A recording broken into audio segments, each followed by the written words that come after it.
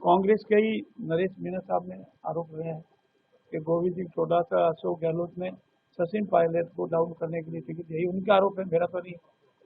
तो अभी भी कांग्रेस की इस तरह की नकारात्मक राजनीति चलती है और माननीय सचिन जी पायलट ने इसमें भाग भी नहीं लिया टिकट तय करने में, ऐसा जैसा मैं सुन रहा हूँ। तो कांग्रेस की नकारात्मक राजनीति रहेगी क्योंकि उनके पास न विजन है, न कोई काम है, और अंदरूनी खींचतान से माननीय प्रतिपक्ष के नेता जो है वो विधानसभा में अपना परफॉर्मेंस बताना चाहते हैं, तो प्रदेश अध्यक्ष को विधानसभा से नदारद हो गए, अदृश्य हो गए। माननीय अशोक गहलोत एक दिन भी विधानसभा में नहीं आई, माननीय सचिन जी पायलट एक दिन भी आकर के कोई बात नहीं कही। तो आपस में उलझी हुई कांग्रेस अंतर्द्वंद के साथ धीरे धीरे धीरे भारत से विलोपित होने की कगार पर है। और अंत में उपचुनाव में कांग्रेस ने जल्दबाजी में अपनी अंदरूनी खींचतान के कारण मेरे साथ विधायक रहे, पूर्व मंत्री रहे आदरणीय प्रबोध जी भैया को टिकट दिया और प्रबोध जी भैया को अपना प्रत्याशी बनाया है।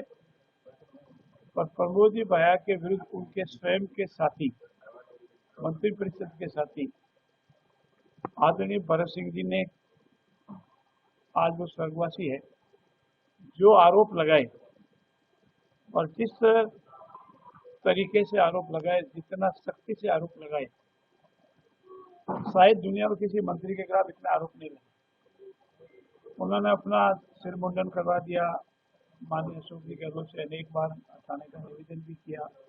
जो भी घटनाक्रम रहा उनका आपसी खींचतान था। उसके बाद उनके साथी मंत्री रहे, जो आप रोज मीडिया में देखते हैं, जो कितने आरोप लगा रहे हैं, आदरणीय राजेंद्र सिंह जी, और कांग्रेस से संबंधित आदरणीय नरेश जी मीणा किस तरह से आरोप लगा रहे हैं। तो ये जनता का प्रश्न है कि इतने भयंकर आरोपों, भ्रष्टाचार के आरोपों के प्रत्याशी को अगर कांग्रेस ने अपना प्रत्याशी बनाया है तो जरूर जनता की जनता उनसे ये सवाल पूछेगी, जो कांग्रेस के माननीय मंत्रीगण ने आरोप लगा रहे, वारे भाई आप खूब खाया।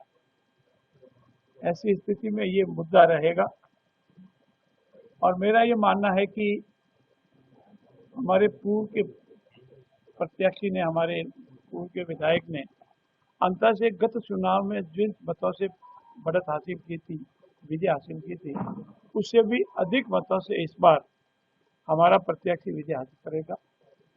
आपका प्रश्न हो सकता है कि आपका प्रत्याशी कौन है? हमारा प्रत्याशी साधारणतः कमल का फूल है। हम कैडर बेस्ड पार्टी, फिर भी हमारा संगठन, हमारे आदरणीय मुख्यमंत्री जी और अनेक हमारे जो भाजपा के घटक है, वो सब विचार विमर्श करके हमारा प्रत्याशी तय करेंगे। मैं आपको विश्वास दिलाता हूं कि इस बार हम जनता में बहुत अधिक मतों से भाजपा का कमल का फूल खिलेगा।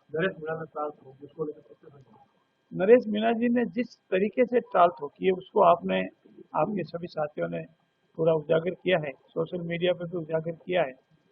उसका बेसिक आइडिया ये है कि किसी भी सूरत में भ्रष्टाचारी प्रमोद जैन भैया नहीं जीते, ये उनकी ताल है। और राजेंद्र सिंह जी गुडा ने भी यही ताल आपके सामने देखी और कितने गंभीरता से वो आरोप लगा रहे हैं। तो सामान्यतः कांग्रेस के विरुद्ध मंत्रिपरिषद के करीब करीब सभी, एक दो मंत्री तो जेल के अंदर है, जेजेएम के मंत्री, ये दो मंत्री एक दूसरे के ऊपर आरोप लगा रहे हैं और एक मंत्री जी के ऊपर जांच ईडी की लटक रही है। तो मंत्रिपरिषद के आधे से अधिक मंत्रियों पर भ्रष्टाचार के आरोप लगे तो ये गंभीरता से विचार करने का प्रश्न है।